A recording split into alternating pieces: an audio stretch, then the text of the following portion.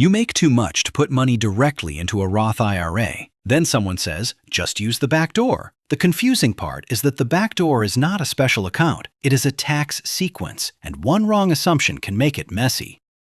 This video answers one plain question. How can a high earner legally get money into a Roth IRA? And why do taxes sometimes appear even when the contribution was already after tax? That tension is the whole Backdoor Roth story. The phrase backdoor Roth can sound shady, but the basic pieces are ordinary retirement account rules. You make a traditional IRA contribution, often non-deductible. Then you convert money from a traditional IRA to a Roth IRA. The strategy is the combination of those two separate actions. A Roth IRA is attractive because qualified withdrawals in retirement can be tax-free. You do not get a tax deduction going in, but the future growth can come out without ordinary income tax if the rules are met. For some savers, that future tax treatment is valuable.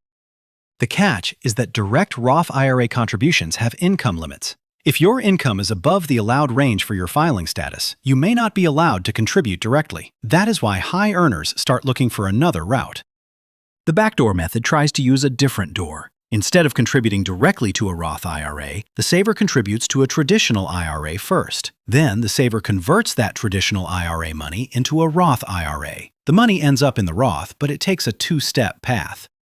Step 1 is the traditional IRA contribution. This is not automatically a tax deduction. Many high earners who are covered by a workplace plan cannot deduct that contribution. In backdoor Roth conversations, the first step is often a non-deductible traditional IRA contribution.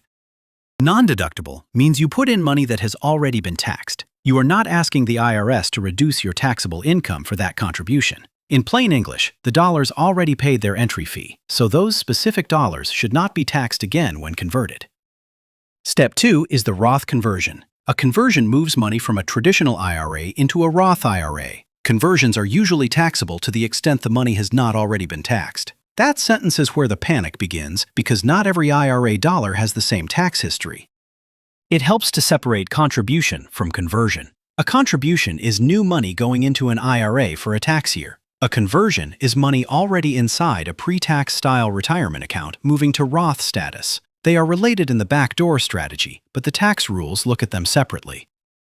Imagine someone has no traditional IRA, no SEP IRA, and no SIMPLE IRA money anywhere. They make a non-deductible traditional IRA contribution. Soon after, they convert that same amount to a Roth IRA. If there were no investment earnings in between, the taxable amount may be very small or even zero.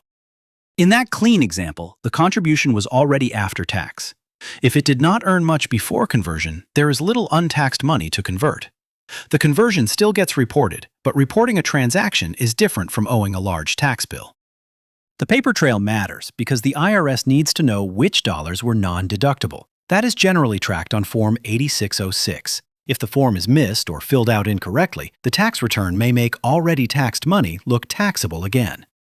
If this kind of calm, step-by-step money explanation is helpful, consider subscribing. The goal here is not to make taxes sound scary. It is to make the moving parts visible so you know what questions to ask before making a retirement account decision.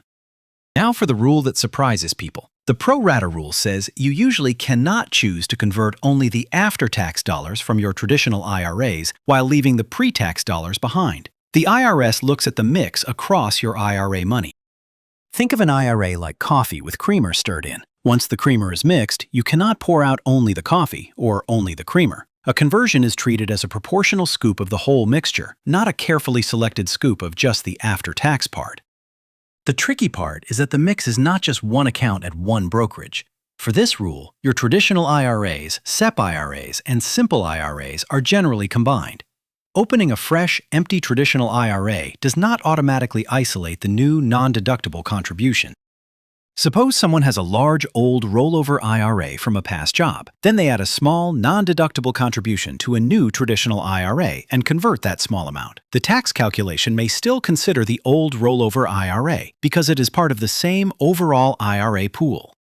Here is the plain English math. If most of your combined IRA money is pre-tax, then most of your conversion is treated as pre-tax. If only a small slice is after-tax basis, only a small slice of the conversion escapes tax.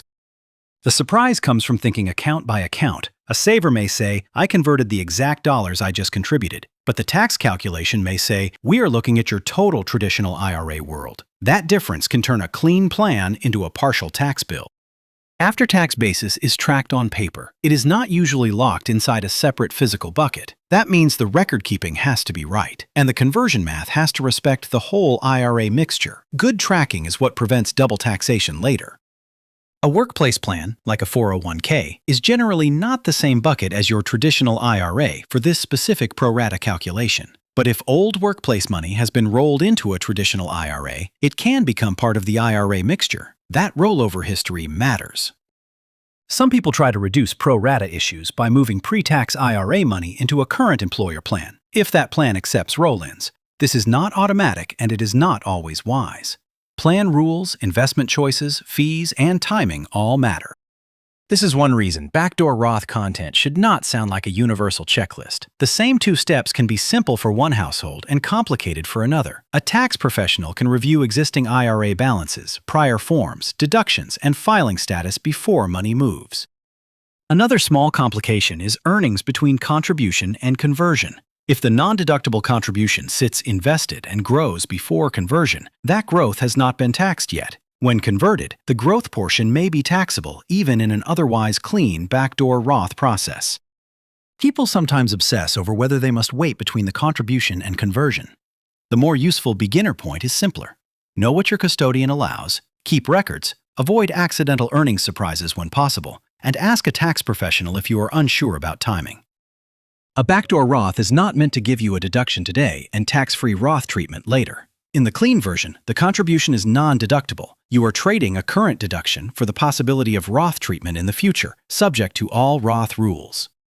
The backdoor route does not create extra IRA contribution room. Annual IRA contribution limits still apply, and Roth and traditional IRA contributions share the same personal limit. The backdoor changes the path into Roth, not the total amount you are allowed to contribute.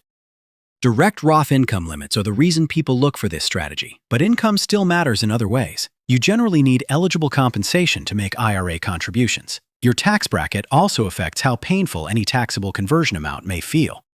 For married couples, each spouse has their own IRA universe. One spouse's traditional IRA balance is not usually mixed with the other spouse's IRA balance for the pro-rata calculation, but each spouse needs their own eligibility, contribution room, and clean record keeping.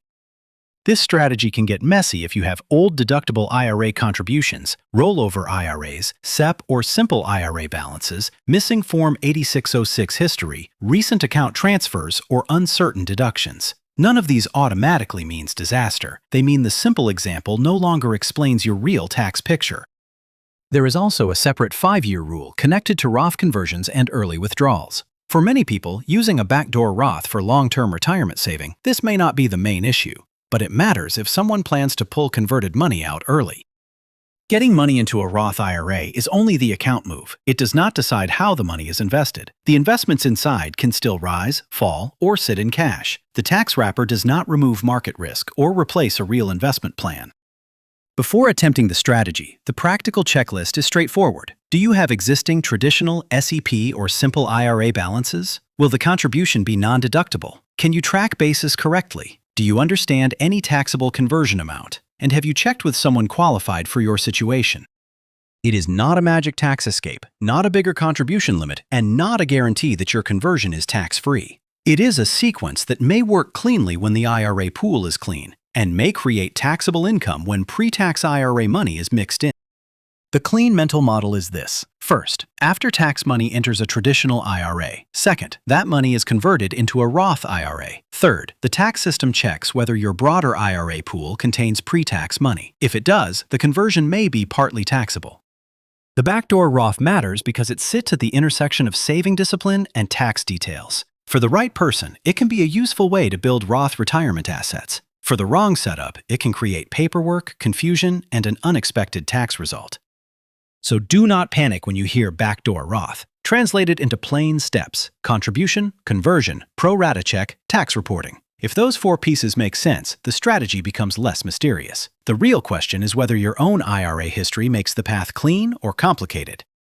If you have a question about the Backdoor Roth, the Pro-Rata rule, or another retirement account topic, leave it in the comments. I may use your question to shape a future explainer, so the next video can focus on the money decisions people are actually facing.